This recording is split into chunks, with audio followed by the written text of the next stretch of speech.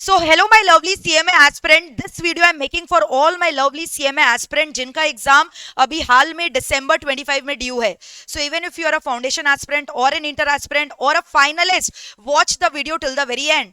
अगर अभी तक आपने चैनल सब्सक्राइब नहीं किया तो जल्दी से सब्सक्राइब कर दो and do not forget to press the bell icon for upcoming all these sort of videos. तो जी हाँ दोस्तों, इस वीडियो में मैं आपको बहुत ही इंपॉर्टेंट चीज बताने वाली हूँ.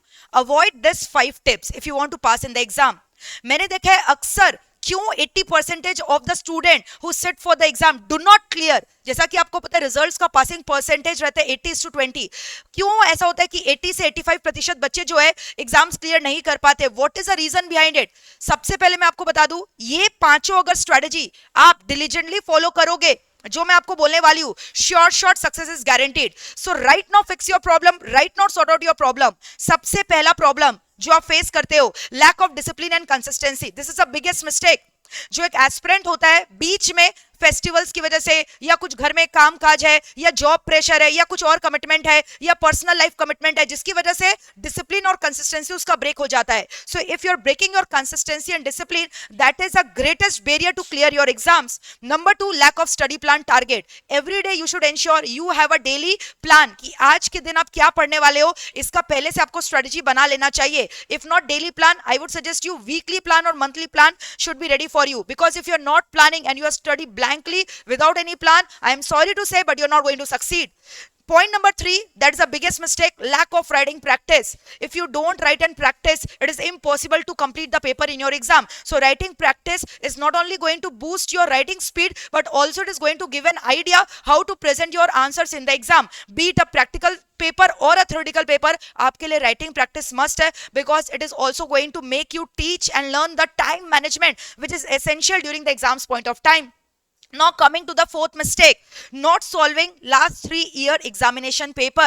तो आपके इंस्टीट्यूट के पैटर्न से जितने भी एग्जाम्स हुए हैं, at least this is the minimum I am telling you, पिछले 3 टर्म का पेपर आपको लिखित रूप में सॉल्व करना है. Ma'am where to get this paper? Institute की वेबसाइट में ही जाओगे, आपको ये सारे papers along with suggested answer मिल जाएंगे. डाउनलोड करो and once you are done with the entire syllabus, individually हर एक सब्जेक्ट का आप राइटिंग प्रैक्टिस करो ये सारे पेपर्स का. And not only those paper जो एग्जाम्स में आ चुके हैं, इंस्टीट्यूट मॉक टेस्ट सीरीज भी रिलीज करता है, mock test paper. And not only your institute but also MEPL here conduct mock test series. कुछ हमारे पेड टेस्ट सीरीज भी है जो आप www.meplclasses.com में जाकर चेक कर सकते हो और एनरोल करवा सकते हो उसके लिए. तो वो भी अपीयर करो. इंस्टीट्यूट का भी जो मॉक टेस्ट MTPs रिलीज होता है, not only for the current term but at least for the previous term, you should ensure you have done before you sit for the exam.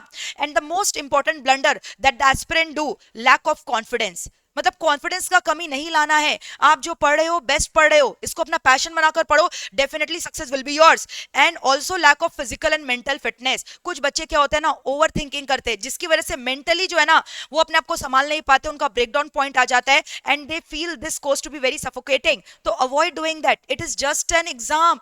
Do not take that performance pressure. And दूसरा चीज, physical fitness. जी हाँ दोस्तों, physical fitness भी matter करता है. So please I would request you, do not compromise on your sleep. कम से कम 5 से 6 घंटे का साउंड स्लीप आपके लिए अभी एसेंशियल है. अगर कोई बच्चा 1-1, 2-2 घंटा सिर्फ सो रहा है, रात रात भर जग रहा है, वो एग्जाम्स के 1-2 हफ्ता पहले पूरा का पूरा जो है ना उसका ब्लैकआउट होना निश्चित है, and he will feel very difficult to sit for the exam. So do not compromise on your sleep, because that is going to deteriorate your physical health and ultimately your mental health. तो आपको ये सब भी ensure करना है कि एकदम सही रहे, ताकि आप एग्जाम्स एकदम तंदुरुस्त और चुस्त होकर अच्छे से दे सको. तो mentally physically both ways you have to be very fit. हंसमुख रहो एंड छोटे छोटे पावर नैप्स लो, छोटे छोटे ब्रेक्स लो and do something that refreshes you, rejuvenate yourself. And also eat healthy food. Avoid eating too oily food, aloo ka paratha, chapatis and all that. And avoid eating too much of rice before sitting for the studies, because definitely you are bound to feel asleep. और वैसे भी ठंड का time आ रहा है, तो you know what I mean to say. ठीक है, तो ये सारे मिस्टेक्स को आप अगर अवॉइड करोगे ना, sure shot success will be yours. And सबसे important, ensure minimum 2 revisions before your exam. आप अपना सिलेबस आई थिंक कंप्लीट कर चुके होगे बाय दिस टाइम.